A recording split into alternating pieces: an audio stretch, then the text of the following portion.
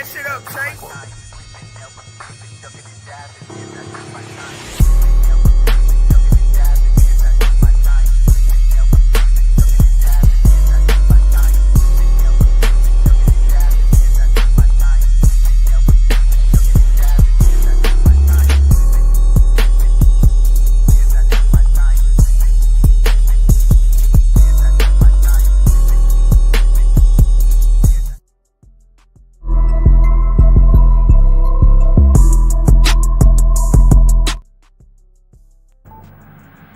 From industry news to mobile technology leaks and rumors, we cover tomorrow's tech news today. eSIM Tech News. Yeah. Yeah. Woo. I just need my space right now. Fresh off the G5 jet, I'm on my way to a brand new kit. Welcome back. There we go. eSIM Studios podcast live stream, episode number 249 on this Tuesday afternoon. It is December the 3rd, 2024.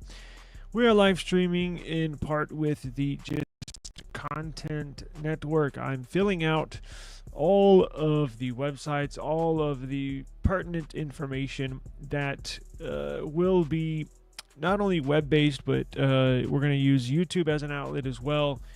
It is the Just Content Network. I have eSIM Studios podcast on the Just Content Network. I have Just Travel, Just Tech, Just NFL, Just Recaps, a lot of stuff. So I'm very busy making websites for everything. So I'm in the process of making 2 at the moment and staying busy. So I do appreciate the view. I am an hour late. Do apologize. I'm trying to hit 3 p.m. every single day, but I slept past my alarm clock. Damn it, I hate when that happens. So behind schedule. But I have a hard out here in about 20-25 minutes. So we'll get through this pretty quick.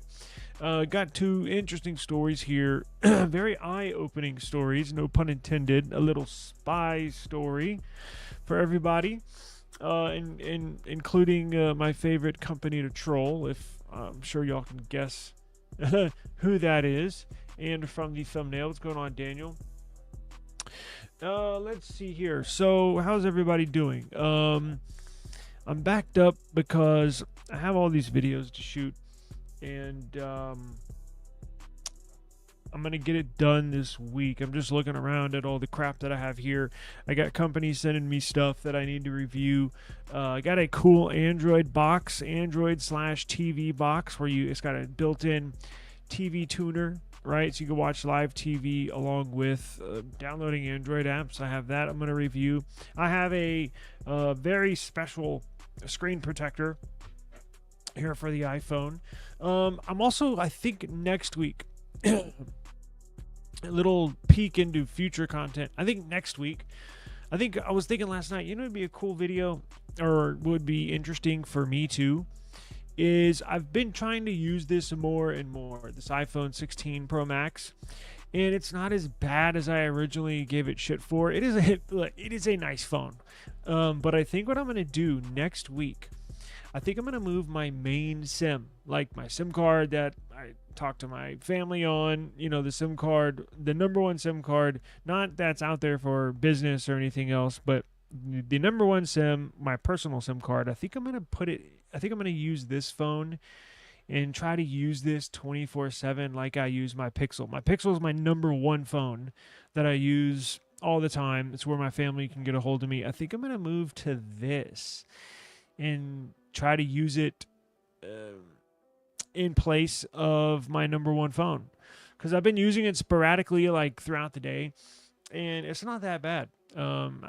But I just prefer Android, but I'm getting used to everything. So I haven't used an iPhone in like 5 years. And the last time I did use an iPhone, it was a mobile device manager locked, meaning it was a company iPhone, and you could basically just call and text on it. You couldn't even download apps, right? All you could download were company apps.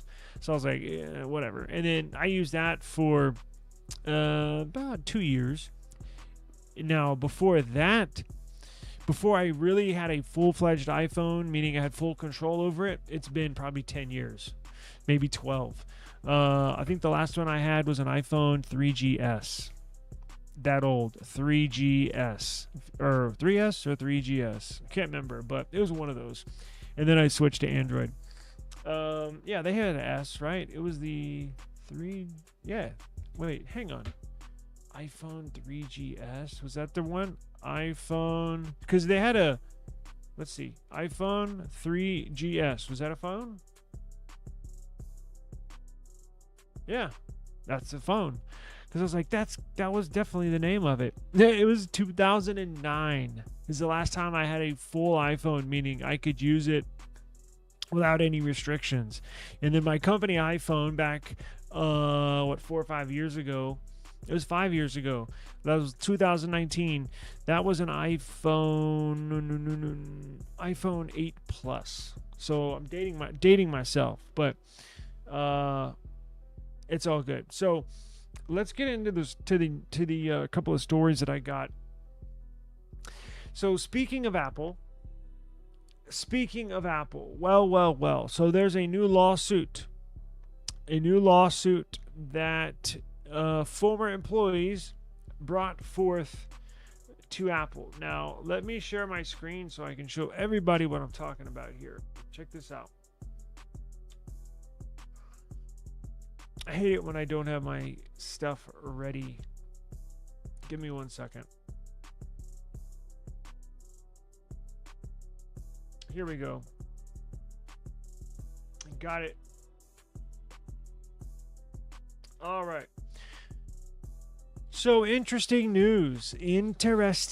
So a former Apple employee, all right, is suing Apple, claiming it violated his or her privacy, violated their privacy rights by spying on them even while in their home. So pretty interesting lawsuit that came to surface here. So for invading personal privacy after being pushed to make amendments to a LinkedIn profile. So Apple not only claims its focus on protecting privacy, but puts great head on maintaining a positive workplace environment for its employees. This claim, however, is not reflected in this lawsuit that I had just mentioned. As reported by Semaphore, a former Apple employee is legally pursuing Apple for excessive, that's the key word, excessive surveillance of its employees. So not just him, he's claiming not all Apple employees, because I don't think they care. I don't think they give two shits about, well, maybe they do. I was going to say, I don't think they care about what Apple employees are doing at the retail stores, right? Maybe wrong, but you would think it would be like developers. You'd think it'd be like corporate people that work in Cupertino in California, right? But maybe it does go that deep. Who knows? This lawsuit was filed on Sunday. Courts are open on Sunday in California. State court.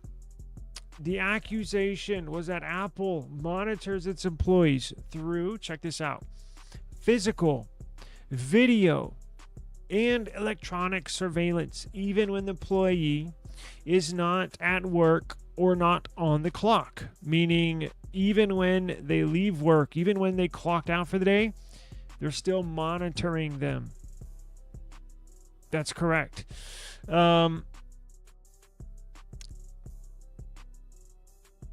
It's very scary, very crazy claims, right? So the lawsuit alleges that Apple's employment policies are very intrusive and they violate California state law due to heavy infringement of employees' privacy rights. Now, a little side note, California does have very strict privacy laws.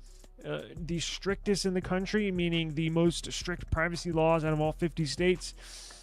I don't know about that, but whenever you record a phone call, California is one of those states that requires you to announce that you're recording the call. If that ever goes to court and you record somebody without them knowing, boom, that's an automatic strike on your part if you do not notify them that you're recording them. Texas, where I'm at, they don't care about that stuff, which in a lot of states don't. I think Georgia, Florida, a lot of these southern states don't really care, but states like New York, states like California, you have to announce you're recording the call legally. And if you don't, and somehow your case heads to court, you're screwed. So Amar Bakata, the plaintiff, this is the employee who's bringing forward the lawsuit. So he was in the advertising division. He was part of Apple's advertising technology department since 2020, right? So basically been an employee for about 4 years, right? It's a nice little run. So in the legal pursuit, it is argued that Apple restricted the employee from engaging in public discussions on digital advertising forums and even forced the employee to make some edits to his LinkedIn profile related to his job information. Amar Bakhta also further claimed in this lawsuit that by limiting his ability to engage professionally outside of work is depriving him of his potential opportunities. He also states that Apple makes it mandatory for all employees to only use Apple devices during work. Oh, I would not be able to work there. Cross them off the list. But due to how limited the devices are, some resort to their own devices. If you're using personal devices or your iCloud account for work purposes, the company is said to monitor everything as part of their requirement. So you can see where it kind of gets tricky there. Meaning, so this is what I take from it. So you're required to use, like, basically if you get a job at Apple, and maybe an Apple employee is watching, I'm going to at Apple in this video. Maybe you could tell me, I'm assuming they issue you a work phone. I'm assuming you get a MacBook, right? Maybe an iPad. And the accounts that are signed in to that MacBook, to that iPhone, to that iPad is your work iCloud account. So instead of a personal account, right? Because you need to, when you work at these big corporations, you have to communicate with other employees, whether it's you're working on a project and you have to send it to somebody, or you need to send an email to HR. I've worked for companies that do that. They require you to communicate over a work email, right, or a work account. So Apple would obviously, and I get that, they would monitor that stuff. That's not uncommon. That happens in every business, basically, whether it's Apple or whether it's your local eye doctor's office down here. You know what I'm saying? UPS store. Everybody does that. Now, he's claiming that Apple restricted the employees from engaging in public discussions on digital advertising forums, and even forced the employees to make some edits to his LinkedIn profile, right? He also stated that Apple makes it mandatory for all employees to use Apple devices during work, but due to how limited devices are, not sure what that statement means. Do they only give you an iPhone and then you have to use a MacBook, basically? Or is Apple not supplying the right devices for you to get the job done? I have no idea, but it sounds like he used a device. Doesn't say whether it's Android, if he used an Android, but whatever. Even if he just used a Mac, his own personal MacBook, and used it for sending emails, sending files, Apple, it looks like, says if you use a device for work purposes, we have to monitor it. And that's probably why they have in their terms of service as an employee using a work device, right? But he said, due to how limited the devices are, some resort to using their own devices. Now, you open yourself up for privacy concerns. You open yourself up for Apple peeking inside if you use a personal device. It says, if you are using a personal device on your iCloud account for work purposes, the company is said to monitor everything as part of their requirement. So let's break this down here. This is interesting because now that I think about it, he might not have a case. Apple might come out on top. But let's dig one more paragraph into this. So the report suggests that Apple has denied all the allegations against it by emphasizing its commitment to protecting employees' rights and focusing on a positive work environment. Whether Apple's policies overstep will be decided by the fate of the case. But it does highlight the blurring boundaries between confidentiality policies and individual career choices. So, not much else, but interesting. So, where do y'all sit on this? I think that's a very limited amount of information on this specific case. However, from the information, just looking at the information that WCCF Tech website put out here, I'm under the assumption he does not have a case. If it clearly states in Apple's terms of service as an employee, if you're required to use a work iPhone, work device, work issued device for work, and if you use a personal device, we have to monitor that as well. Now, you don't have to work at Apple. If you get a job offer, it would be cool, right? I would love to get a job offer from Google. I would, if they said, Taylor, you have to stop your podcast, you have to stop YouTube, but we got this nice job for you nearby Austin. You can come work at YouTube, but you can't have a YouTube channel.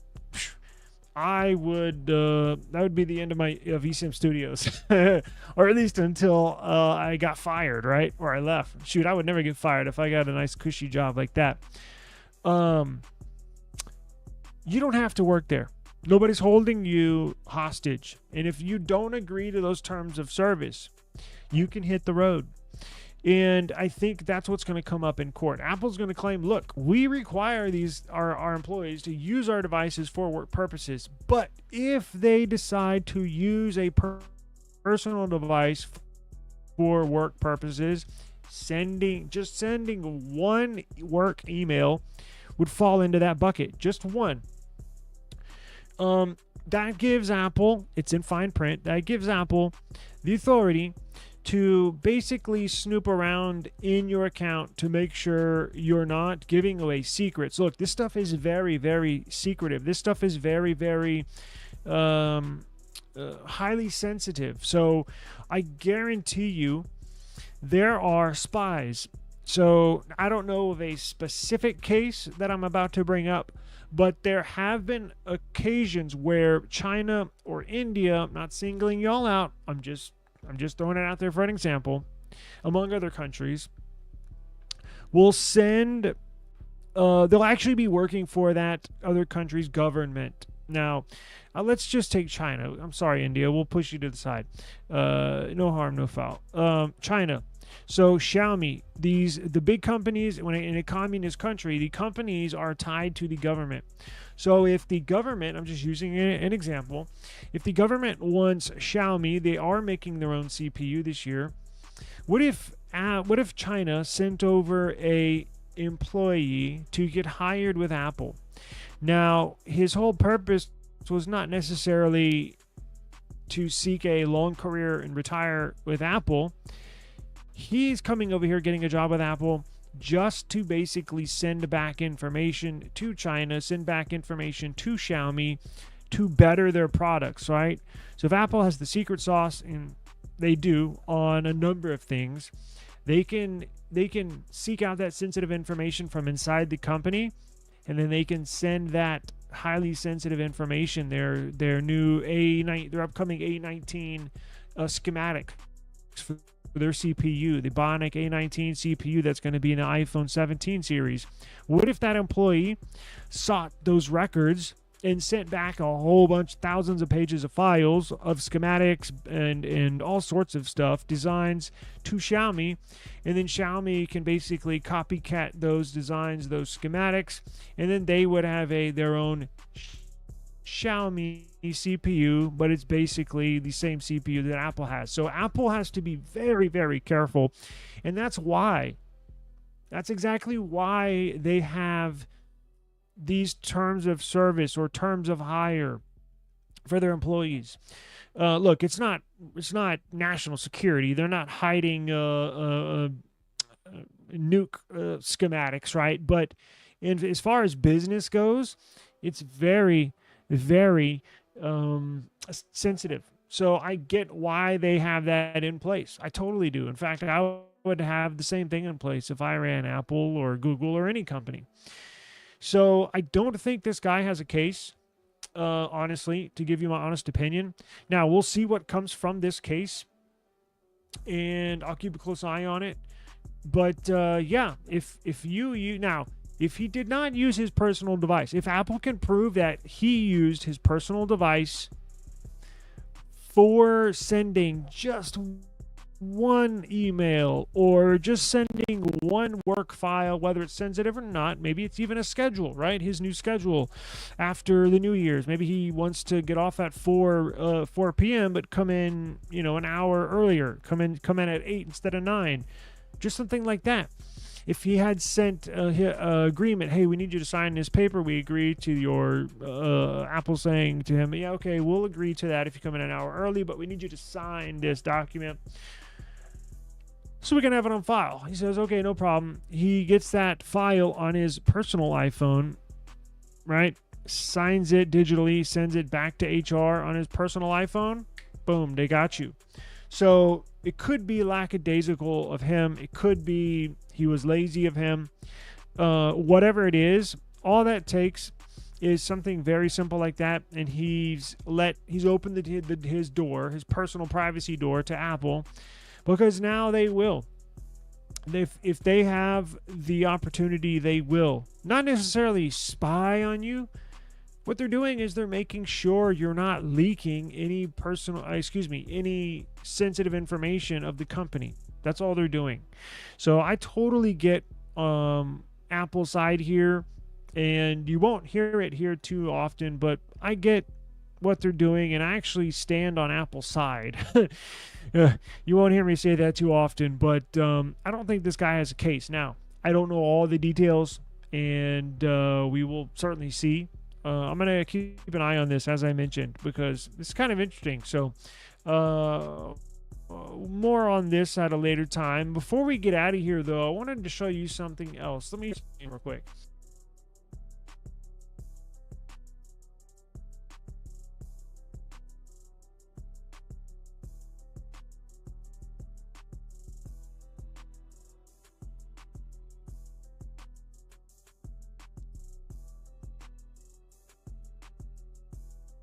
There we go.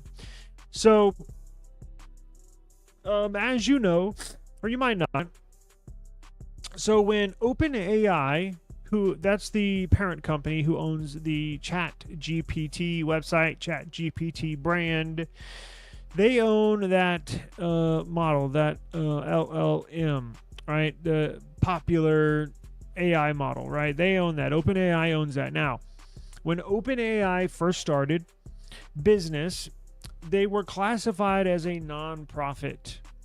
So basically how that works is Google profit, right? Apple profit, my company profit. Large majority of incorporated businesses are for profit, right? Now, there's different classifications, but I'm just putting it in layman's terms, in simple terms. Non-profit, I don't know their specific classification, but what I do know is it was non-profit. Now, what that means is they can take profits, but as far as revenue, but only to pay employees and only to pay bills and stuff, right? The rent on the places they're leasing, paying the electric bills at those locations, paying the employees. Basically, that revenue that comes in, that profit is only for strictly that. And it's very strict, right?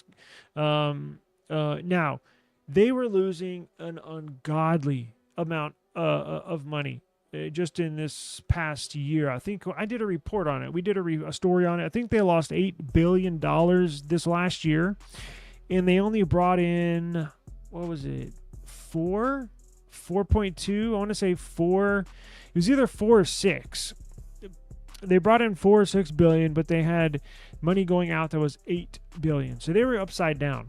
Now, you cannot operate upside down for too much longer, right? You can for a while, but at some point you give in and the company folds. Now, in the last 4 months, I want to say right around the middle of the year, I want to say June, July, May, June, July, something like that, they actually changed how they are incorporated. So they actually changed their company from a non-profit company to a for-profit company.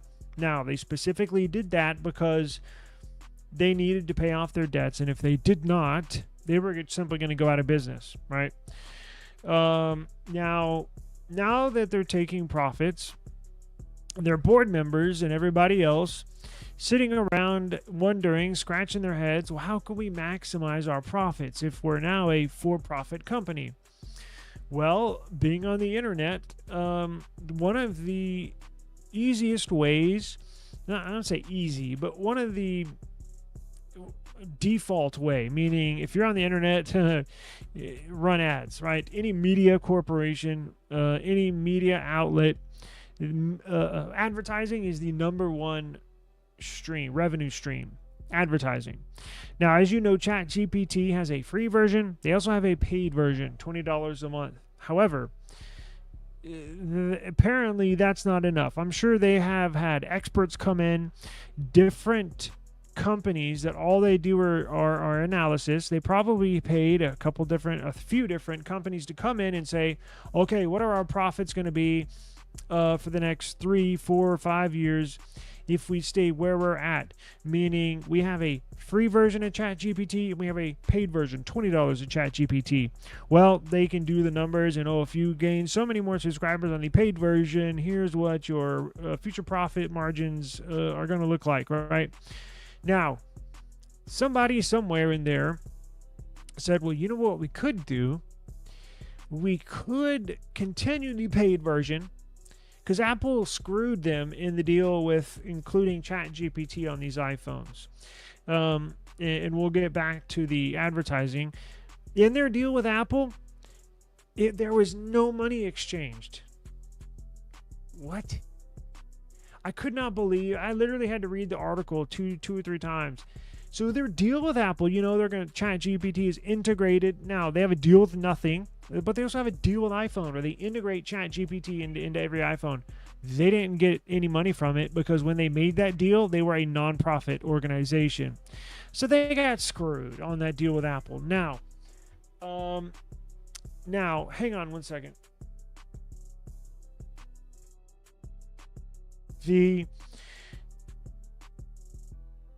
At some point, somebody was like, well, you know what we could do? We could keep the paid version of ChatGPT for our premium subscribers that brings in money, but on the free version where it's completely it's ad free, it's just ChatGPT, it's just not the paid version. I think what they're going to start doing now, you're going to see ads just like on this stupid web page. Sorry, WCCF-TV. I didn't mean to say you're stupid. I'm just saying I hate ads. That's why on my stuff it's very minimal. And who knows? Maybe I'll change that in the future. But look at this. So it's like so when you're going to be using the free version of ChatGPT in the future, you're going to start seeing ads like this here at the bottom. You're going to see ads like this right here at the top. And when you scroll, you'll see, boom, ad right there. So they're going to start doing this. Boom, ad right here. So just on this one web page, you got one ad, you got two ads, you got three ads, you got four ads, and then you got five at the bottom. So you can put 5 ad placements, and you can technically, in Google AdSense or whoever you use for your ads, you can go in there and customize it, right? So you can put up to 10 advertisements on one single web page, and I think 1 is the minimum. They could make a freaking killing.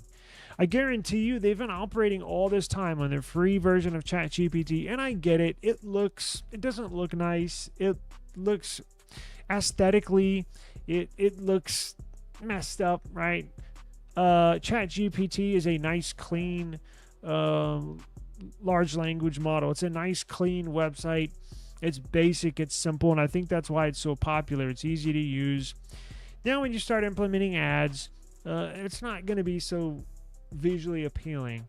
But look, if that's the difference between a company keeping its head above water and a company flopping, meaning you just burn out because you simply can't bring in the money, then they're going to have to show ads. Now, how they implement them, we have no idea. And this is a go. They are going to do this. The only thing I don't know is when they're going to start implementing ads. So, and it says here, I forget to me, it says here, Sam Altman, who you see the picture here, Sam Altman and a handful of other people started OpenAI. Now, little unknown fact as well is Elon Musk started OpenAI with Sam Altman and a couple other people. Now, Elon Musk sold his shares a few years ago, whatever he owned in it, so he doesn't own any now. But Sam Altman here, who's the head basically of OpenAI, he has a degree from Harvard Business School, so I'm sure he's been wanting to kind of put this off for as long as possible, but at some point you give in. It's at the point where you got to put ads on ChatGPT or it's going to flop, right? So I just don't know when they are going to implement this. Let's see. I did not see. So it doesn't look like a timetable is given for when they're going to start running ads, but it has been given the green light internally at OpenAI. And at some point here in the near future, you will see ads on ChatGPT. So interesting decision, but one that I totally understand. It's that age-old decision. Do you go with staying true to your laurels, like meaning if you care about how stuff looks, how stuff is presented, yeah, ads sure do tear that down. And I'm an artsy type of person. I love art and graphics and building visual components, and ads sure do screw everything up. But look, I get it. I mean, I've had to implement. I've got a few monetized websites, and I have to do it too. So it is what it is. But I got to get out of here. I'll keep you all updated. Maybe I'll dig in to see if when we can expect this.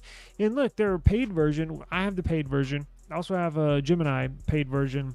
They're actually pretty good. And I know it's probably not the best thing to get paid versions of like all these different AI models, right? Because you got Claude, you got Perplexity. All of them have paid versions, but just pick one and roll with it. They all pretty much do the same thing, honestly. So it is worth it, in my opinion, for at least one, right? So I have I got a couple. I think it's ChatGPT and Gemini. So anyways, that'll do it. I gotta run. Thank you for joining me. This is eSIM Studios podcast live stream, episode number 249. If you miss any one of these stories, I'm gonna upload these individually as their own video on YouTube here shortly, so be on the lookout for that. And don't forget, I'm also going to upload the audio version to our podcast, eSIM Studios Podcast.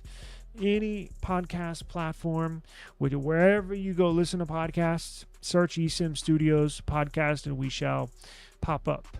So, My name's Taylor Bell, eSIM Studios. I'll see y'all tomorrow. Thank you for joining me today. Please be safe. Take care.